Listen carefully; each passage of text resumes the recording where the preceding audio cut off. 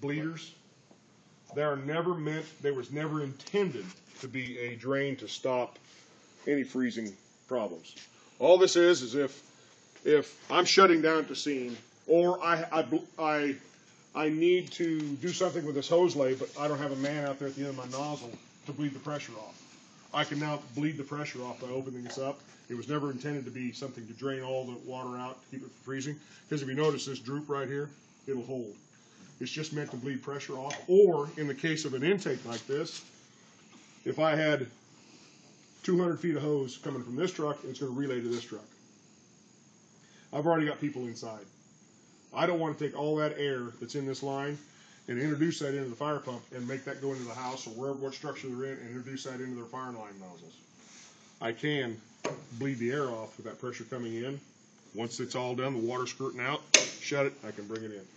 These are meant to be bleeders, not drains. Is there anything about a drain on this for the winter? Yeah, Like right. this? Yeah. That one takes care of it. That takes care of most of it. But even then, I would take and screw the caps off. Because what will happen is if you drain it for wintertime and you don't drain these caps when you bring it in here, you take a 10-mile drive at 0 degrees out there and you will play hell getting that cap off.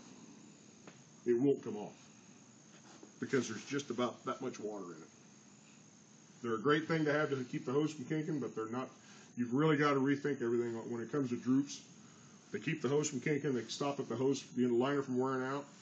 But if there's just the slightest amount of ice in there, it won't move.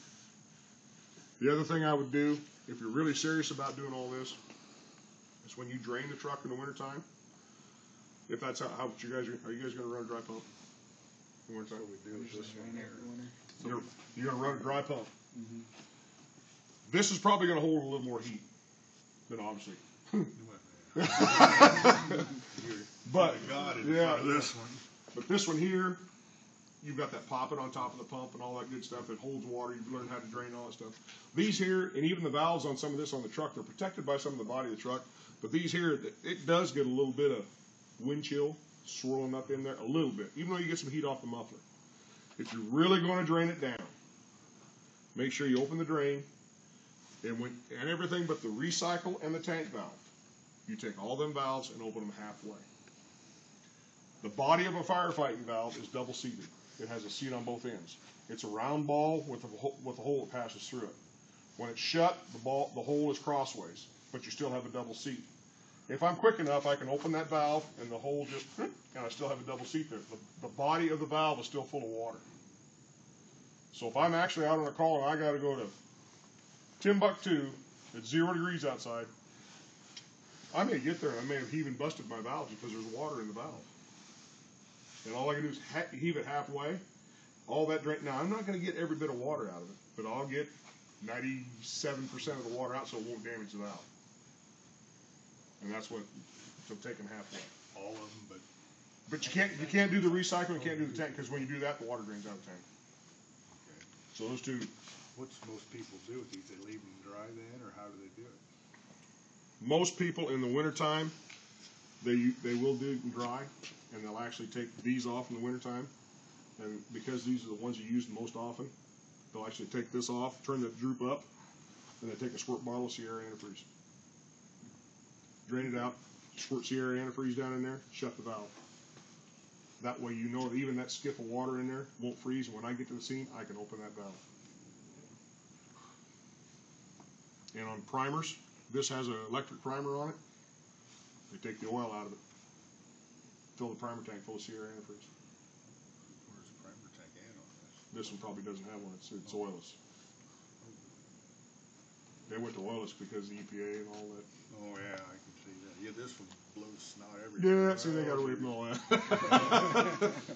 Now, so the valves for that are down lower than you talking about? Nope, they're right behind there. Or just right in. But all I do is turn this up so it's kind of a funnel, and you can squirt that Sierra antifreeze down inside there. But what basic, I just use the Sierra antifreeze is just because it's biodegradable. Well, that's like that.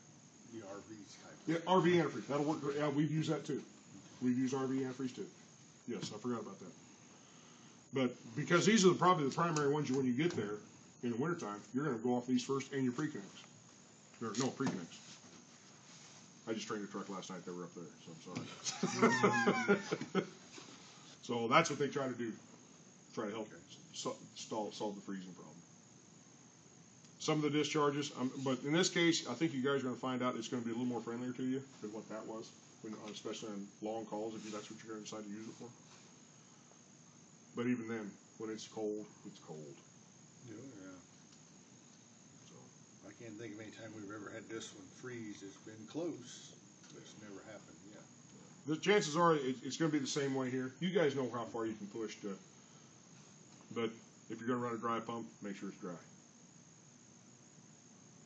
Because this thing now has the horsepower to do some damage.